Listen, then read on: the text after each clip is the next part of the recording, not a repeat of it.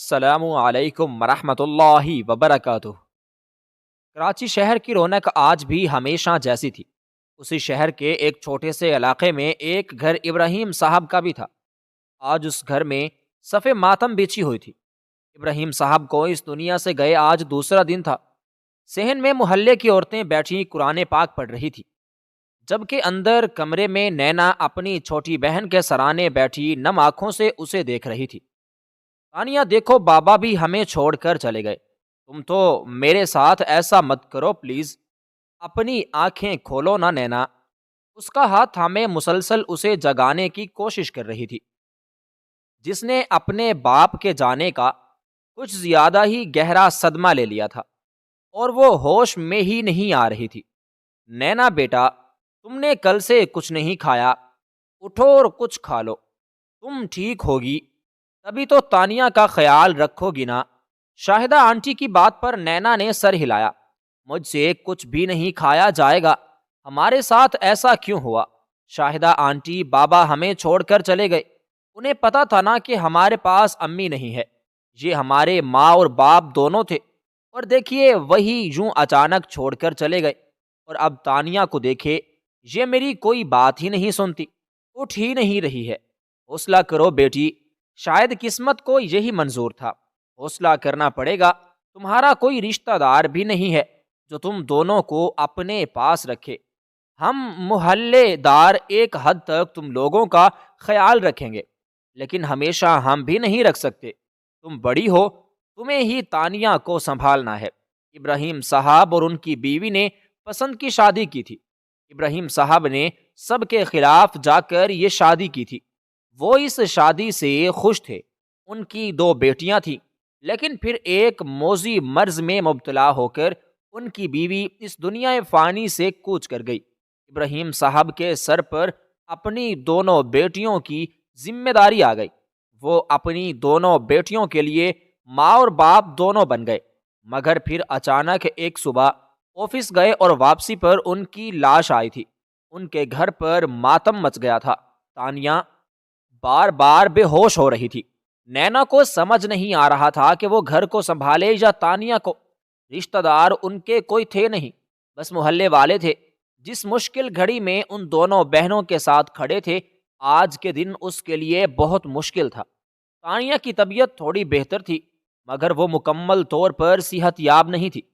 گھر میں راشن ختم ہونے کو تھا، ایسے اسے نوکری کرنی تھی، لیکن معمولی تعلیم کے ساتھ اسے کوئی زبردستی نوکری نہیں دے سکتا تھا۔ تانیہ، میرے بچے، آپی ابھی باہر جا رہی ہے، اپنا بہت خیال رکھنا، ٹھیک ہے؟ میں جلد واپس آنے کی کوشش کروں گی۔ تانیہ اس سے 3 سال چھوٹی تھی، وہ ابھی اسکول میں ہی تھی۔ اس کے اسکول کی فیس، اس کے ٹیوشن کی فیس اور گھر کے بل، یہ سب اکیلے نینا کو دیکھنے تھے۔ تانیہ کو پڑوسن آنٹی کے حوالے کرو۔ وہ سر پر چادر اوڑے باہر نکل آئی۔ تعلیم کے نام پر اس نے محض انٹر کیا تھا۔ اس سے پہلے کہ وہ آگے ایڈمیشن لیتی، اس کے بابا دنیا چھوڑ کر چلے گئے۔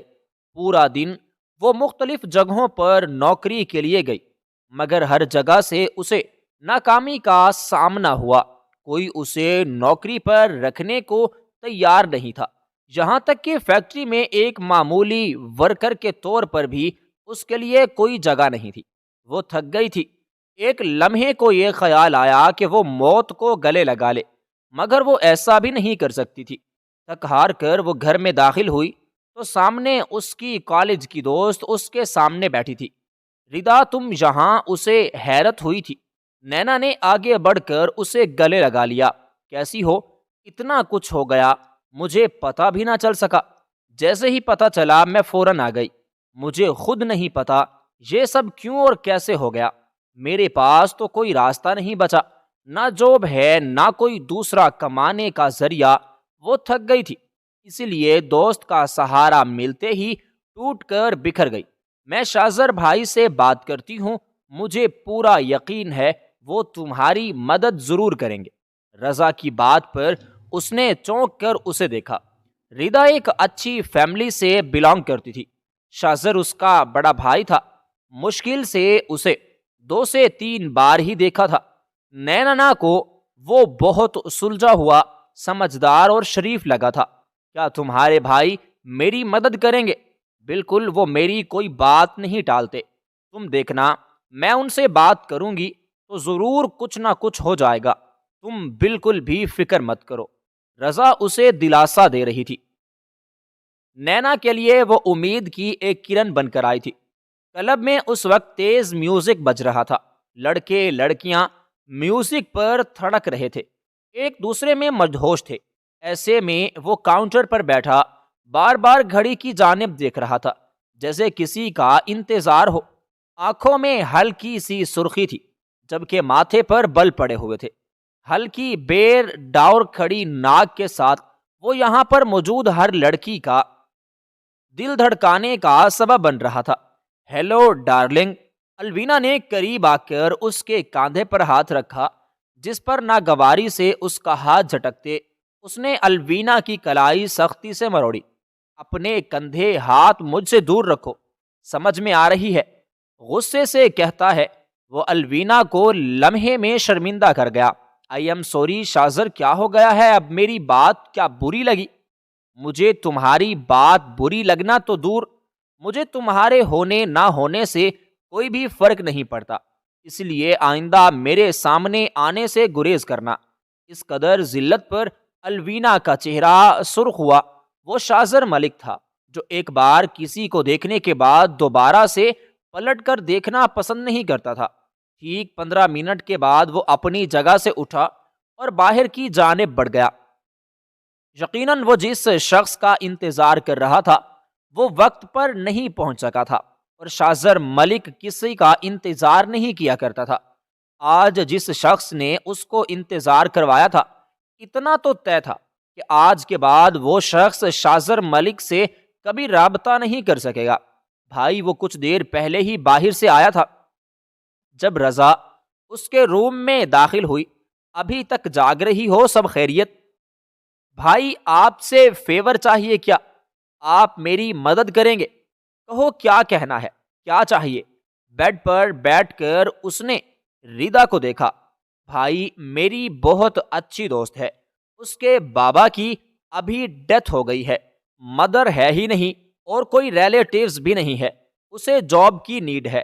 میں نے اسے پرومس کیا ہے کہ میں آپ سے بات کروں گی، آپ اسے جاب دیں گے۔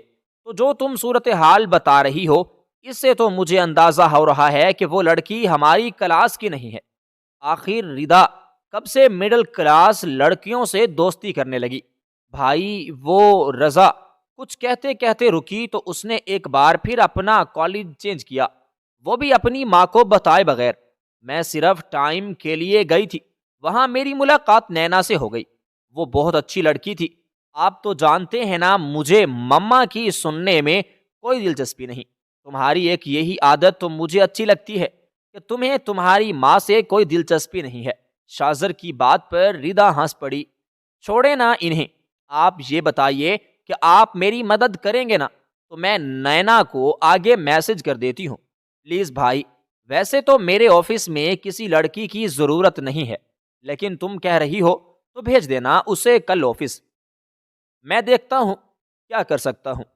وہ بھی تمہاری طرح ہی بمشکل انٹر پاس ہوگی۔ وہ مشکل نہیں، اس کے بہت اچھے مارکس آئے ہیں، پورے کالج میں سب سے زیادہ اسی کے ہی مارکس ہیں۔ بہت قابل لڑکی ہے، آپ اسے نہ ایسے نہیں سمجھ سکتے۔ دیکھ لیتے ہیں تمہاری اس قابل لڑکی کو۔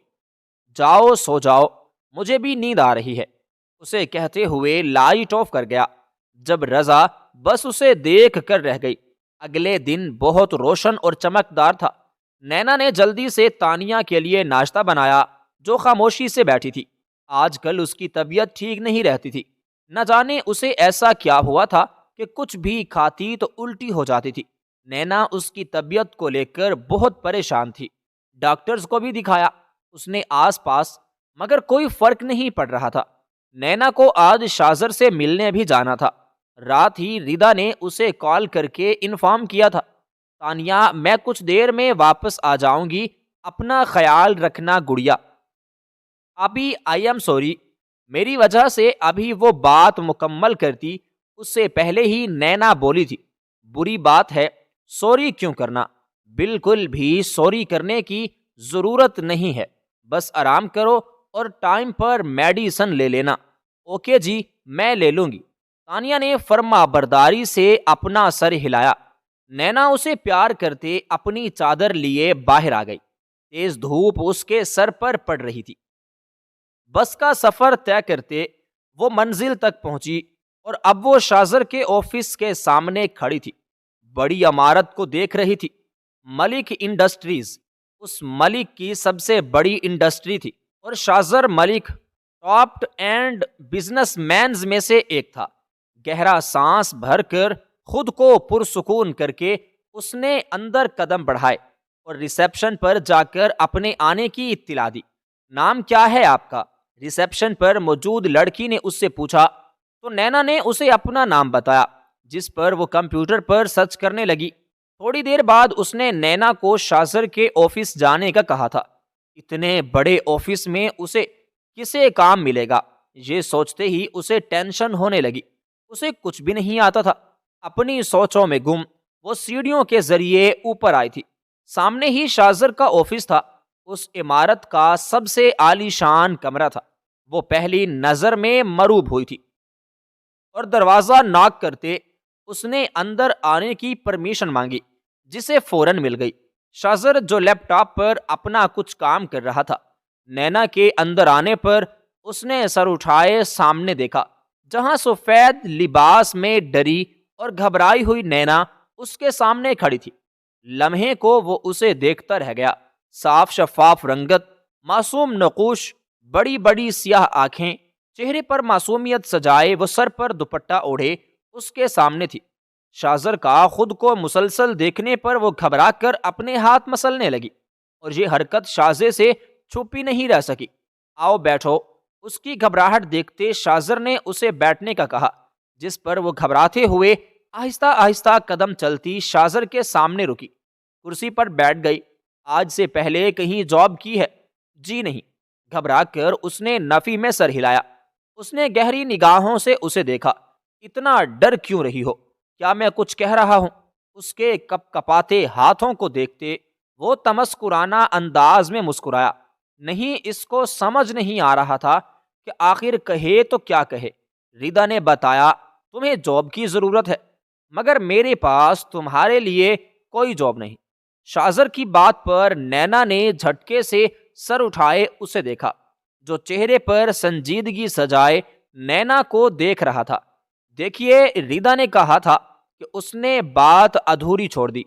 जानता हूं, इसीलिए वक्ती तौर पर एक जॉब ऑफर कर रहा हूं।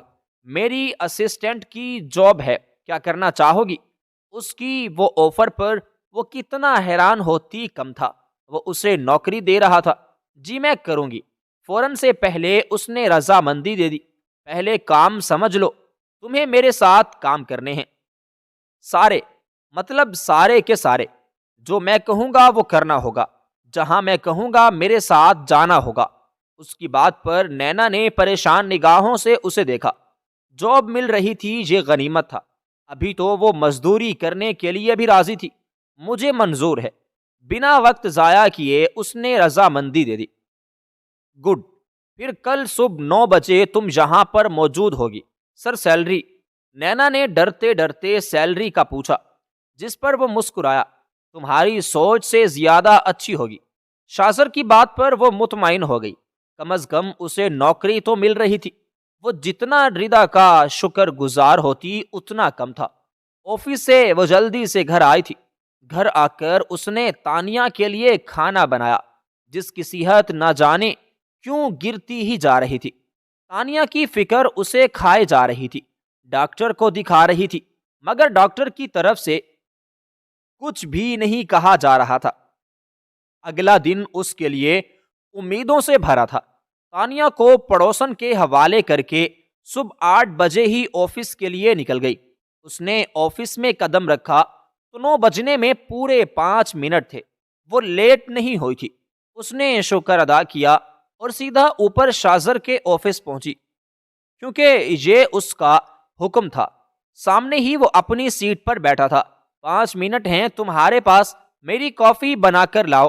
اور ہاں، کافی میرے انداز میں بنی ہونی چاہیے، اور وہ انداز کیا ہے یہ تمہیں خود سوچنا ہوگا۔ اس کی انوکھی بات پر نینا اس کا چہرہ دیکھنے لگی۔ جب اسے وہ اپنی پسند بتائے گا ہی نہیں تو وہ کافی کیسے بنائے گی؟ 3 سیکنڈز گزر چکے ہیں نینا۔ شازر کی بات پر وہ تیزی سے نیچے بڑھی تھی۔ اسے کیسے بھی کر کے شازر کی پسند کی کافی بنانی تھی۔ کچن کو معلوم کرتے ہوئے کچن میں داخل ہوئی اور جلدی سے کافی بنانے لگی۔ اچانک اس کے دماغ میں ریدا کی بات آئی۔ ایک دن باتوں ہی باتوں میں ریدا نے اسے بتایا کہ اس کا بھائی بلیک کافی پیتا ہے، وہ بھی ود آؤٹ شوگر۔ ریدا کی بات یاد آتے ہی وہ جلدی سے شازر کے لیے بلیک کافی بنانے لگی۔ 5 منٹ ہونے میں ابھی بھی پورے 10 سیکنڈ باقی تھے۔ جلدی سے ٹرے اٹھاتے ہوئے اوپر بڑھی۔ جیسے ہی اس نے شازر کی ٹیبل پر کافی رکھی، اس کا ٹائم ختم ہو چکا تھا۔ شازر نے متاثر کن انداز میں اسے دیکھ کر، بلیک کافی کو دیکھ کر اسے حیرت کا جھٹکا لگا تھا۔ سر، آپ کی black coffee with out sugar. اب تم جا سکتی ہو۔ وہاں ٹیبل پر فائلز پڑی ہیں، اسے بھی ٹائپ کریں کمپیوٹر کی مدد سے۔ اوکے۔ فرما برداری کا مظاہرہ کرتے ہوئے اپنی جگہ پر آ کر بیٹھ گئی، جہاں ڈھیروں فائلز اس کی منتظر تھیں۔ ایک تھکا دینے والے دن کے بعد اس نے گھر میں قدم رکھا۔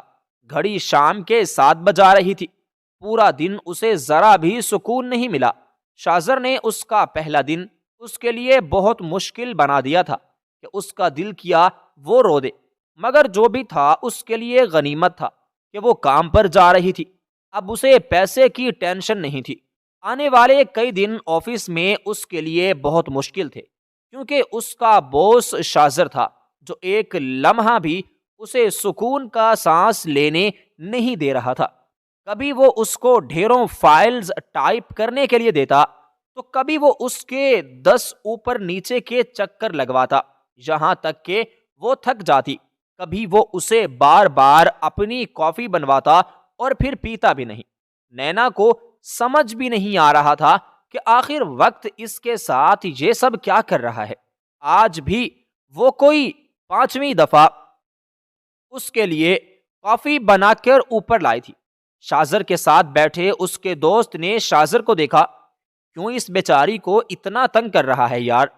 انس کی بات پر شازر نے مسکراتے نینا کو دیکھا، جو خاموشی سے اپنی ٹیبل پر بیٹھی کام کر رہی تھی۔ تجھے پتا ہے، مجھے لڑکیوں کی شرافت ہضم نہیں ہوتی۔ اس دنیا میں کوئی لڑکی شریف نہیں۔ میں بھی دیکھنا چاہتا ہوں آخر کب تک یہ معصومیت کا لبادہ اوڑھے رہتی ہے۔ ایسا تجھے لگتا ہے کہ لڑکیاں معصوم نہیں ہیں، لیکن اس دنیا میں آج بھی کچھ لڑکیاں ایسی ہیں جو بہت مختلف ہیں، جو سیدھی سادی ہیں، جن کا ماڈرن سوسائٹی سے کوئی تعلق نہیں۔ مجھے ایسا نہیں لگتا، تجھے کبھی ایسا لگ بھی نہیں سکتا، کیونکہ تیرے دماغ میں ایک ہی بات بیٹھ گئی ہے کہ لڑکیاں بری ہیں۔ انس کی بات پر وہ سر جھٹک گیا کہ وہ اپنی سوچ کسی کے لیے نہیں بدل سکتا۔ آج اسے سیلری ملی تھی اور سیلری دیکھ کر اس کی آنکھوں میں آنسو آ گئے۔ فائنلی اس کی محنت کا پھل مل گیا تھا۔ وہ سیدھا مارکیٹ آئی تھی، جہاں سے اس نے تانیہ کی پسند کا سارا سامان لیا۔ سارا سامان لیتے ہوئے گھر آئی، مگر گھر میں عجیب سی خاموشی چھائی ہوئی تھی۔ تانیہ کہاں ہو بیٹا؟ تانیہ کو آواز دیتے ہوئے جیسے ہی اندر کمرے میں آئی، ہاتھ میں موجود شاپر اس کے ہاتھ سے چھوٹ گئے تھے۔ سامنے ہی تانیہ زمین پر گری ہوئی تھی، وہ ہوش میں نہیں تھی۔ تانیہ، تانیہ میری جان اٹھو، کیا ہوا ہے تانیہ؟ شاہدہ آنٹی گھبرا کر وہ باہر بھاگی۔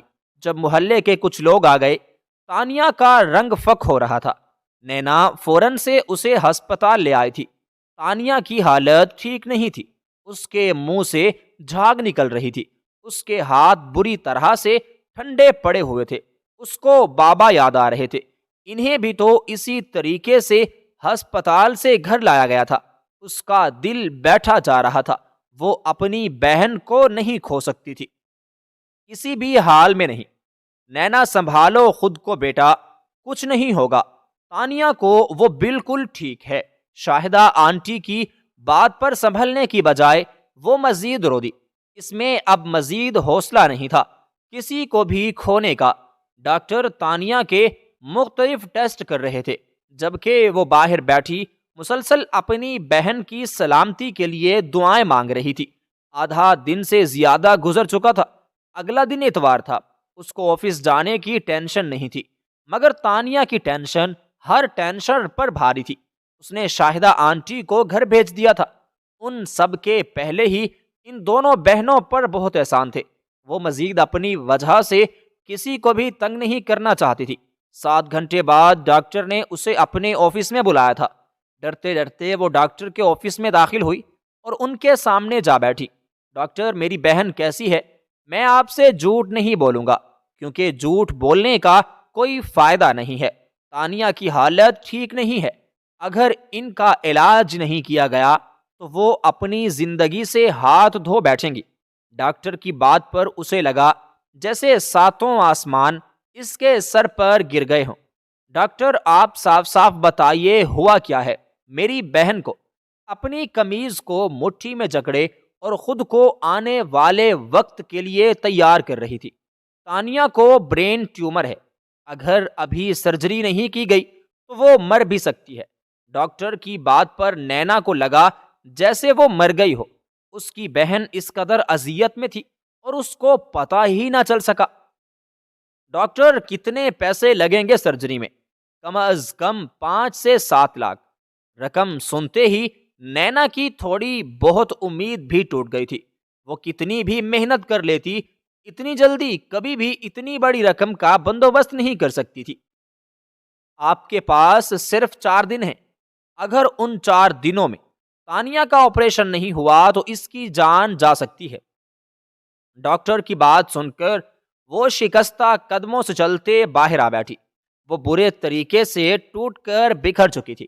ہر طرف اندھیرا ہی اندھیرا تھا، کوئی راہ دکھائی نہیں دے رہی تھی۔ زمین پر بیٹھتے ہوئے روتی چلی گئی۔ کڑی آزمائش تھی، باپ کے بعد وہ اپنی بہن کو ہرگز نہیں کھو سکتی تھی۔ کچھ سوچتے اس نے اپنے موبائل میں موجود شازر کا نمبر ملایا۔ فون بج رہا تھا مگر کال رسیو نہیں ہو رہی تھی۔ وہ جو کلب میں لڑکیوں کے گھیرے میں بیٹھا تھا، اس نے اکتا کر موبائل کی جانب دیکھا جہاں ان نون نمبر سے اسے کال آ رہی تھی۔ اس کا کوئی ارادہ نہیں تھا کال کو رسیو کرنے کا، مگر پھر نہ جانے کیا سوچ کر وہ کلب سے باہر آ گیا تھا۔ کال رسیو کر کے فون کان سے لگایا۔ شازر، مجھے آپ سے ملنا ہے، کیا میں آپ سے مل سکتی ہوں؟ نینا کی روئی روئی سی آواز اس کے کانوں سے ٹکرائی تھی، جس پر وہ سیدھا ہو کر بیٹھا۔ نینا، کیا یہ تم ہو؟ اس کی آواز وہ پہچان گیا تھا۔ پلیز، مجھے آپ کی مدد کی ضرورت ہے، کیا میں آپ سے مل سکتی ہوں؟ اپنی بات ایک بار پھر دہرا رہی تھی۔ شازر نے حیرت سے گھڑی میں ٹائم دیکھا، صبح کے 5 بج رہے تھے۔ اچھا ٹھیک، 9 بجے مجھے صبح آفس میں ملو۔ نہ جانے کیوں مگر وہ ملنے کے لیے راضی ہو گیا۔ نینا کے لیے یہی بہت تھا۔ 9 بجے تک اسے کسی پل قرار نہیں آ رہا تھا۔ 8 بجے ہی وہ آفس کے لیے نکل آئی۔ اتوار کا دن تھا، آفس کو تالا لگا ہوا تھا۔ وہیں باہر بیٹھ کر انتظار کرنے لگی، مگر یہ وقت گزر ہی نہیں رہا تھا۔ اسے یہ گھڑیاں آج جیسے جان لیوا لگ رہی تھی۔ شازر کی گاڑی اندر داخل ہوئی تو شازر نے حیرت سے باہر کھڑی نینا کو دیکھا، جس کی حالت بہت بری ہو رہی تھی۔ شازر گاڑی سے اترا تو اس کے گارڈ نے آفس کا ڈور اس کے لیے اوپن کیا۔ میرے پیچھے آؤ، نینا کو کہتا وہ اپنے آفس میں آیا تھا، جبکہ نینا تیزی سے قدم بڑھاتے اس کے پیچھے اس کے آفس میں داخل ہوئی۔ شازر نے اس کا چہرہ دیکھا اور پھر اس کی آنکھیں جو رونے سے سوجی ہوئی تھیں۔ وہ لمحے بھر کو ان آنکھوں میں دیکھتا رہ گیا۔ آج سے پہلے اس نے اتنی حسین آنکھیں نہیں دیکھی تھی، یا شاید ان آنکھوں میں کچھ خاص تھا۔ سر پلیز، مجھے آپ کی مدد کی بہت ضرورت ہے، میری مدد کریں۔ میری بہن ٹھیک نہیں، اس کی سرجری ہے، مجھے کچھ پیسے چاہیے، پلیز آپ مجھے کچھ پیسے ادھار دے دیں۔ سرجری؟ کیسی سرجری؟ شازر نے چونک کر اسے دیکھا۔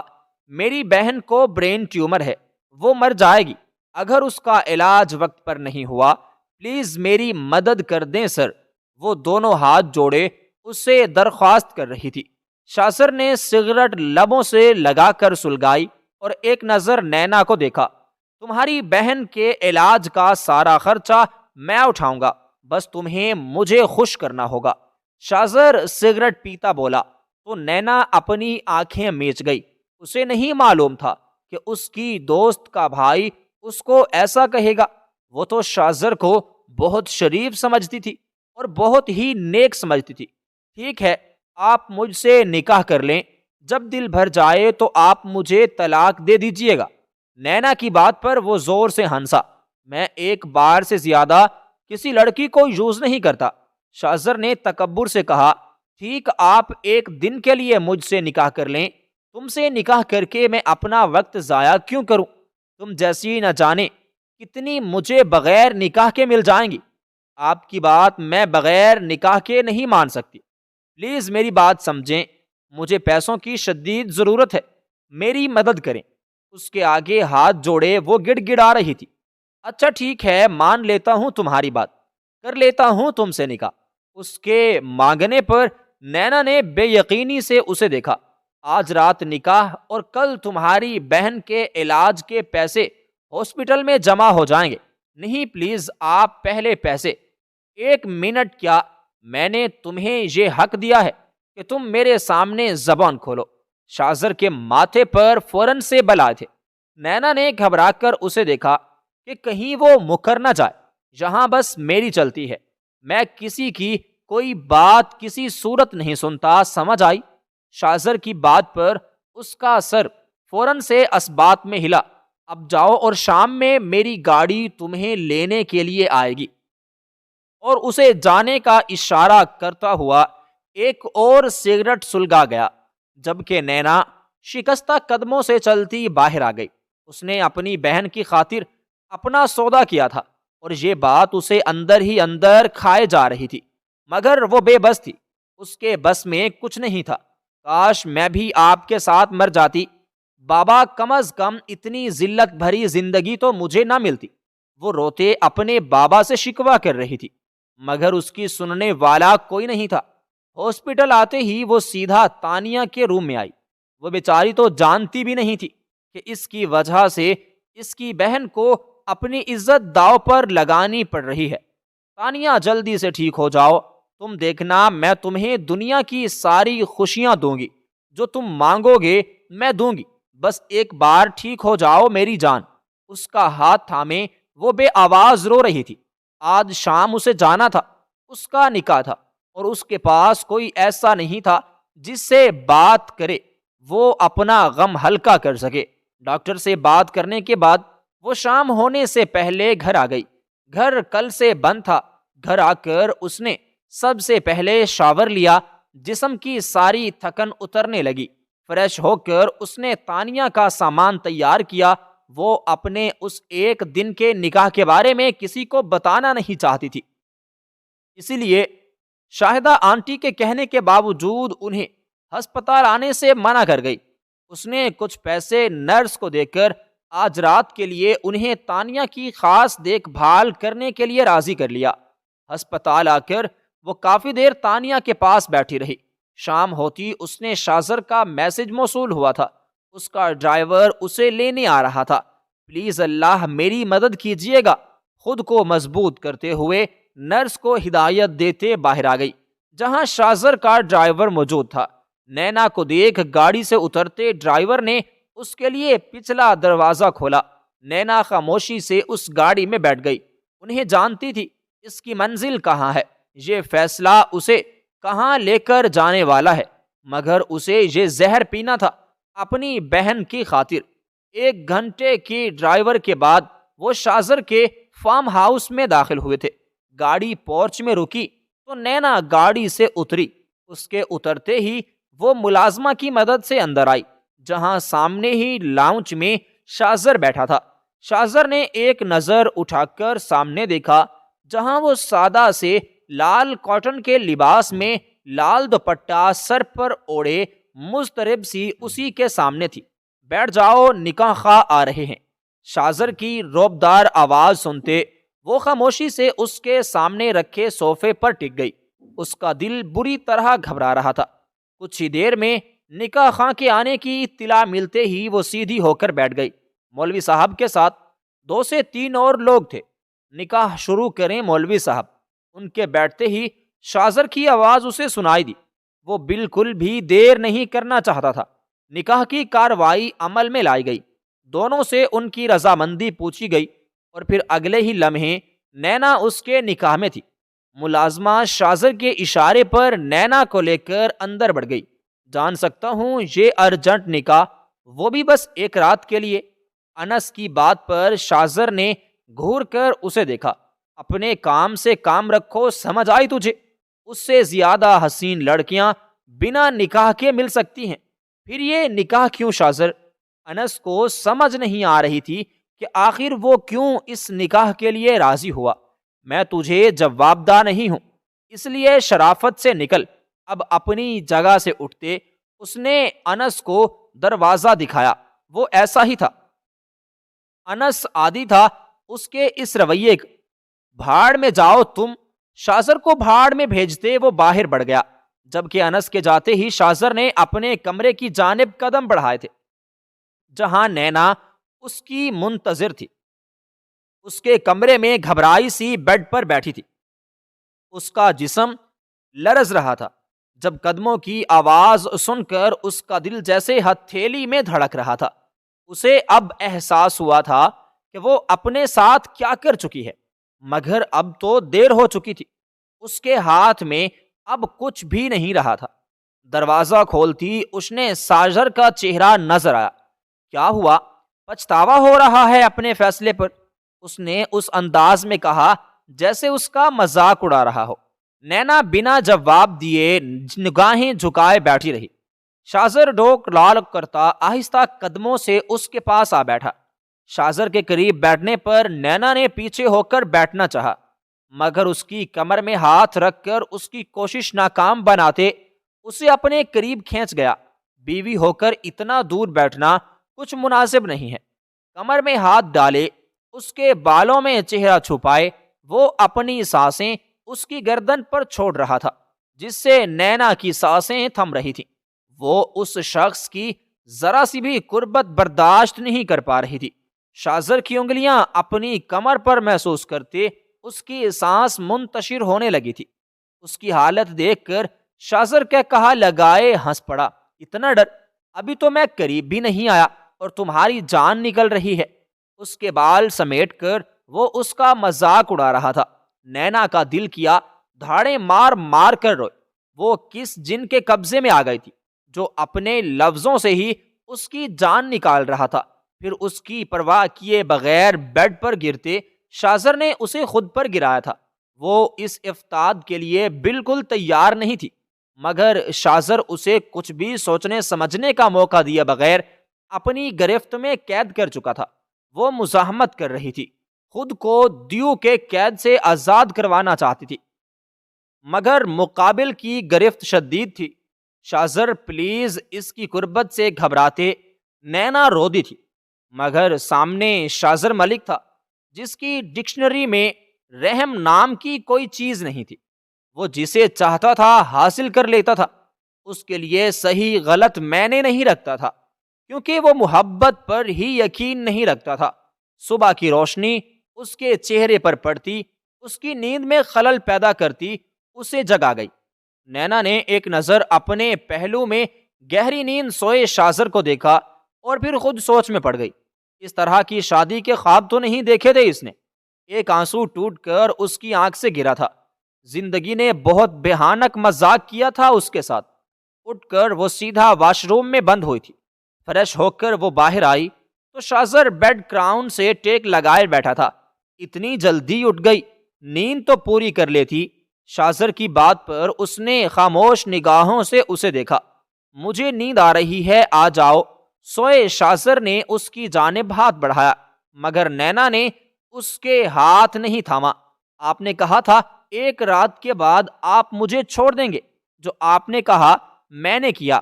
اب آپ کی باری ہے، آپ مجھے طلاق دے دیں۔ نکاح کی اگلی صبح نینا اس سے طلاق مانگ رہی تھی۔ شازر نے ایک نظر اسے دیکھا اور پھر وہ اسے واپس اپنے بستر پر کھینچ چکا تھا اور اسے اپنے حصار میں قید کر چکا تھا۔ یہ میری دنیا ہے، یہاں میری مرضی چلتی ہے، میری مرضی کے بغیر اس جگہ سے ایک قدم بھی باہر نہیں نکال سکتی تم۔ اور رہی بات تمہاری بہن کی، اس کا بل کل رات ہی جمع ہو چکا ہے، تم بس میری فکر کرو اور ساری فکریں چھوڑ دو۔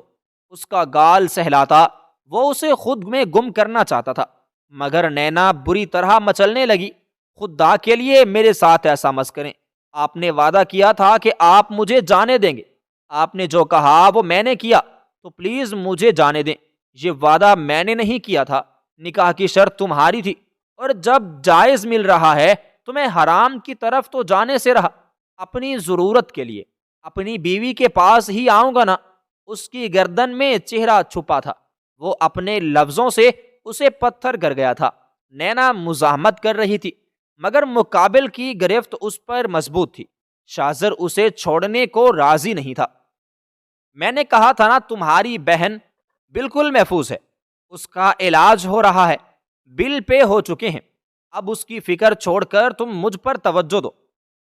آخر کو اکلوتا شوہر ہوں تمہارا، تم جھوٹے ہو، تم نے مجھ سے جھوٹ کہا، تم نے کہا کہ بس ایک رات کی بات ہے، یہ تم غلط کر رہے ہو۔ مجھے اپنی بہن کے پاس جانا ہے، مجھے اس کو دیکھنا ہے۔ وہ اس کی گرفت میں بری طرح مچل رہی تھی۔ ادھر میری بات سنو۔ اس کے دونوں بازو تھامے اس نے سختی سے اسے دیکھا اور پھر اس پر جھکا۔ اگر تم نہیں چاہتی کہ تمہاری بہن کا علاج رکے تو جیسا میں کہوں تمہیں ویسا کرنا ہوگا، کیونکہ تمہاری بہن اب اس ہسپتال میں نہیں ہے جہاں تم نے اسے رکھا تھا، بلکہ وہ میرے ہسپتال میں ہے، اور وہ کہاں ہے یہ بس میں جانتا ہوں۔ اگر تم نے میری بات نہیں مانی، تم کبھی اپنی بہن کی شکل بھی نہیں دیکھ سکو گی۔ شاذر کی دھمکی پر وہ اس کے سینے پر مکے مار رہی تھی اور پھوٹ پھوٹ کر رونے لگی۔ اس نے خود کو ایک بہت بڑی مشکل میں گرفتار کروا لیا تھا، جس کا احساس اسے اب ہو رہا تھا۔ وہ پچھلے 1 مہینے سے شاذر کی قید میں تھی، جو اسے آزاد کرنے کی بجائے مزید اسے اپنی قید میں کر چکا تھا۔ وہ تانیہ سے بات کرنے کے لیے، اس کی شکل کو دیکھنے کے لیے ترس رہی تھی، مگر شاذر ملک اس پر رحم نہیں کھا رہا تھا۔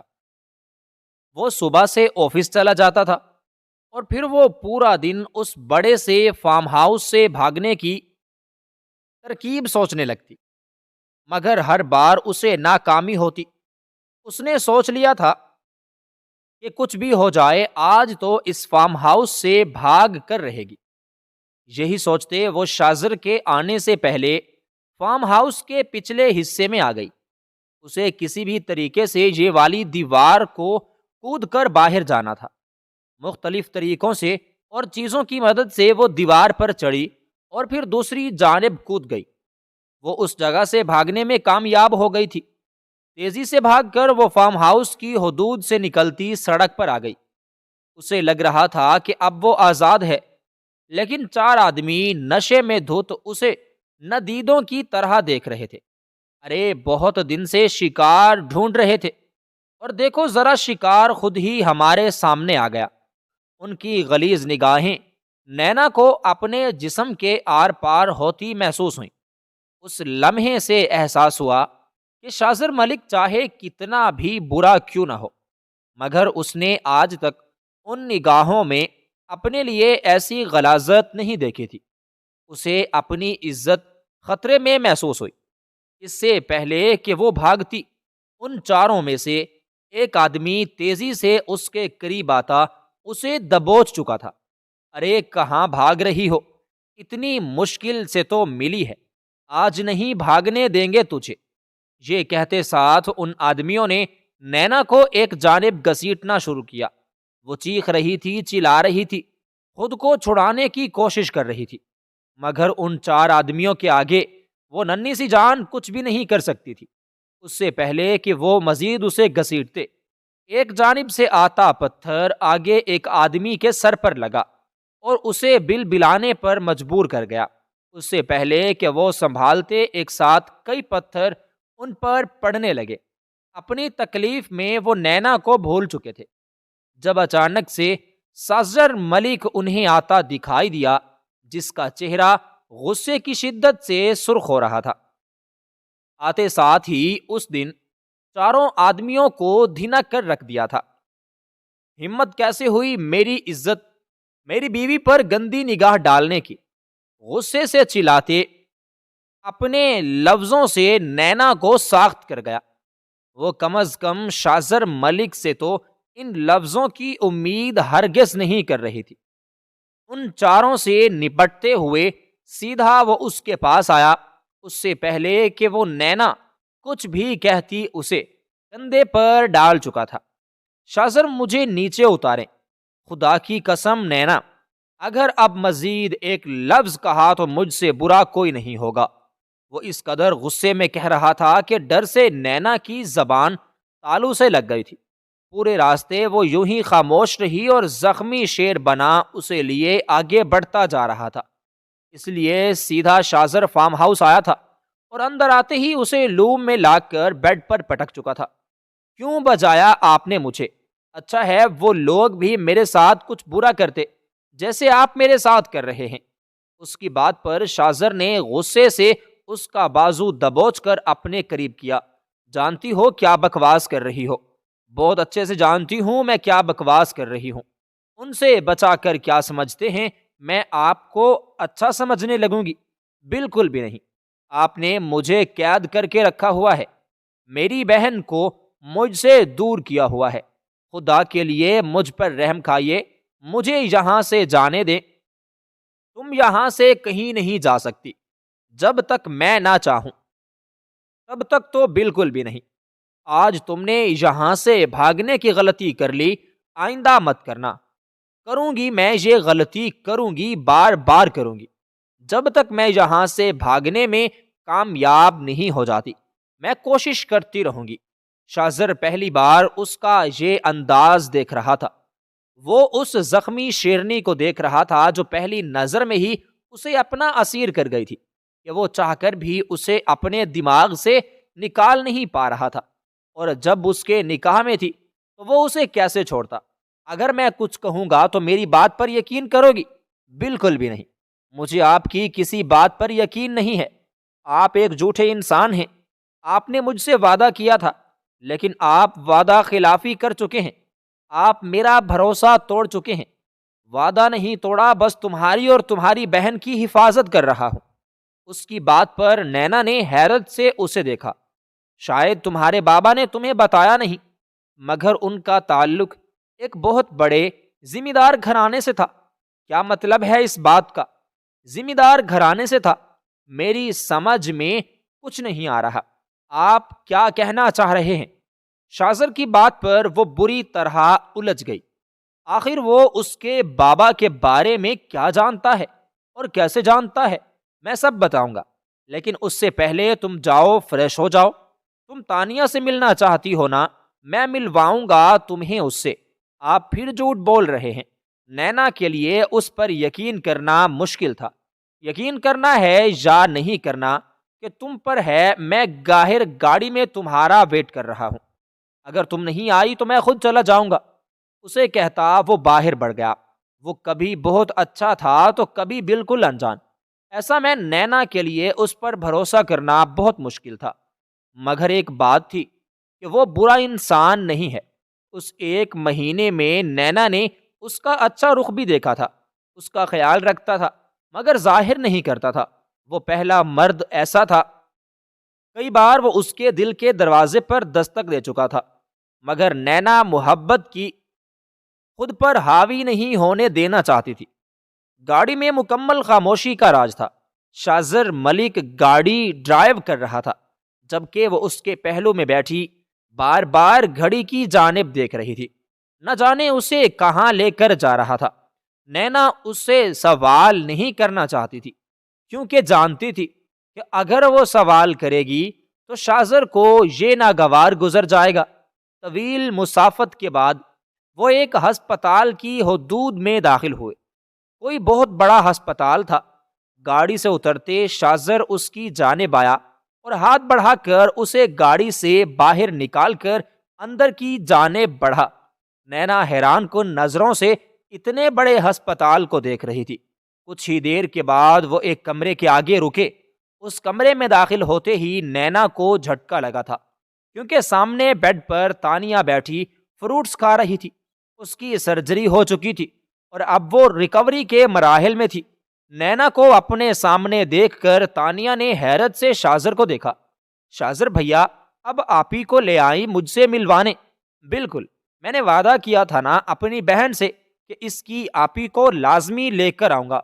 ویسے تو تمہاری آپ ہی آ نہیں رہی تھی، لیکن تمہارا بھیا ہے ہی اتنا کمال کہ کوئی اس بات کو ٹال ہی نہیں سکتا۔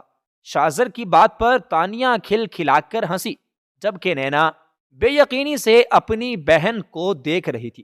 اس کی بہن اس کے سامنے تھی، صحیح سلامت ہنستی مسکراتی، اس کی آنکھیں نم ہوئی تھی۔ بھیا، آپ نے میری آپی کو ساری سچائی بتائی؟ تانیہ کے پوچھنے پر نینا نے چونک کر شاذر کو دیکھا، جو نفی میں سر ہلا رہا تھا۔ کیسی سچائی؟ نینا کے پوچھنے پر تانیہ نے ان دونوں کو دیکھا۔ شاذر بھیا ہماری پھپھو کے بیٹے ہیں۔ تانیہ نے اس کے سر پر دھماکہ کیا تھا۔ بابا نے ایک دن مجھے بتایا تھا پھپھو کے بارے میں اور ان کے بیٹے کے بارے میں، اور پھر بابا مجھے لے کر ان سے ملنے بھی گئے تھے۔ میں تو شاذر بھیا کو دیکھتے ہی پہچان گئی تھی۔ تانیہ اس پر کیسا انکشاف کر رہی تھی؟ نینا کو یقین نہیں آ رہا تھا۔ ابراہیم صاحب ایک بڑے ذمہ دار گھرانے سے تھے، اور پھر پسند کی شادی کی وجہ سے انہیں خاندان سے بے دخل کر دیا گیا تھا۔ سالوں بعد انہیں اپنی بہن ملی تھی۔ اس سے پہلے کہ وہ نینا کو اس سے ملواتے، وہ اس دنیا سے چلے گئے۔ جبکہ شاذر جب اپنے ماں باپ کی طلاق کے بعد بمشکل ہی ان دونوں سے بات کرتا تھا۔ یہ جان کر حیران رہ گیا کہ اس کے آفس میں کام کرنے والی لڑکی اس کے ماموں کی بیٹی ہے۔ شاذر کو یہ بات نکاح والے روز پتہ چلی تھی، اور پھر اس نے فوراً سے تانیہ کو اچھے سے ہاسپٹل میں شفٹ کروایا۔ شاذر بچپن سے ابراہیم صاحب سے کلوز رہا تھا، اور اتنے سالوں بعد انہیں اپنے سامنے دیکھ کر اسے اپنا بچپن یاد آیا تھا۔ اگر وہ تانیہ سے نہ ملتا تو شاید نینا کے ساتھ بہت غلط کر چکا ہوتا۔ اللہ نے وقت رہتی اس کی مدد کی تھی اور مزید دلدل میں گرنے سے بچا لیا تھا۔ نینا سے نکاح کے بعد اسے احساس ہوا کہ حلال میں اللہ تعالیٰ نے کتنا سکون رکھا ہے۔ وہ آج تک حرام میں سکون تلاش کرتا رہا، مگر حرام میں سکون نہیں، بس بے سکونی تھی۔ وہ آہستہ آہستہ نینا سے محبت کرنے لگا تھا۔ وہ جانتا تھا کہ یہ جذبہ یک طرفہ ہے۔ وہ برے لوگوں سے ان دونوں بہنوں کو بچانا چاہتا تھا۔ اسے پتا چلا تھا کہ نینا کے محلے کے کچھ لوگ ان دونوں بہنوں پر گندی نظر رکھے ہوئے ہیں۔ جبکہ تانیہ ہاسپٹل میں تھی، وہ نینا کو محفوظ رکھنا چاہتا تھا، جس میں وہ کافی حد تک کامیاب بھی رہا تھا۔ تانیہ سے بات کرنے کے بعد وہ بری طرح شرمندہ تھی۔ شاذر نے اس کے لیے اتنا کچھ کیا اور وہ اسے غلط سمجھتی آئی تھی۔ تانیہ کو سلا کر وہ باہر آئی، جہاں شاذر ایک طرف کھڑا تھا۔ آہستہ سے چلتے اس کے پاس جا کر کھڑی ہوئی۔ معافی کے قابل تو نہیں ہوں، پھر بھی میں آپ سے معافی مانگنا چاہتی ہوں۔ میں نے آپ کو بہت غلط کہا اور آپ سے بدتمیزی بھی کی۔ اٹس اوکے، تمہیں معافی مانگنے کی ضرورت نہیں ہے۔ ضرورت؟ بابا کہتے تھے جب غلطی کرتے ہوئے شرم محسوس نہیں ہوتی تو معافی مانگتے وقت بھی نہیں ہونی چاہیے۔ ایسے تو مجھے بھی معافی مانگنی چاہیے، میں نے بھی بہت غلط کیا تمہارے ساتھ۔ وہ اب مڑ کر اس کی آنکھوں میں دیکھ رہا تھا۔ پھر ہمارا حساب برابر ہو گیا۔ میں بہت جلد تمہیں آزاد، نہیں، مجھے آزادی نہیں چاہیے۔ شاذر کے کچھ کہنے سے پہلے ہی اسے روک گئی۔ شاذر نے حیرت سے اسے دیکھا۔ تم مجھ سے محبت نہیں کرتی، میں کرنے لگی ہوں۔ مجھے آپ اچھے لگتے ہیں، آپ میرے شوہر ہیں۔ آپ کے ساتھ رہ کر میں نے ہمیشہ خود کو محفوظ محسوس کیا ہے، مگر آپ شاید مجھے پسند نہیں کرتے۔ اس کی بات پر شاذر نے استقاء کا ہاتھ تھام کر اسے اپنے قریب کیا، بنا پسند کے کہ تم میری بیوی نہیں بن سکتی تھی، کیونکہ اتنا بے وقوف تو نہیں ہوں۔ میں کہ ایسے ہی نکاح کر لوں۔ اس کی بات پر نینا نے حیرت سے اسے دیکھا، جو مسکراتی نگاہوں سے اس کی آنکھوں میں دیکھ رہا تھا۔ آپ واقعی مجھے پسند کرتے ہیں، میں تم سے محبت کرتا ہوں، بے حد بے تحاشا، اور اپنی ساری زندگی تمہارے ساتھ گزارنا چاہتا ہوں، اور تم ایک بار پھر سب کے سامنے مجھ سے شادی کرو گی۔ وہ ہسپتال میں کھڑا اسے پرپوز کر رہا تھا۔ نینا نے نم آنکھوں سے اسے دیکھا اور پھر اس بات میں اپنا سر ہلاتے ہوئے اسے سارے جہاں کی خوشیاں دے گئی۔ شاذر نے بے ساختہ اسے اپنے ساتھ لگایا تھا۔ آنے والا وقت ان کا تھا جہاں ایک نئی زندگی ان کی منتظر تھی۔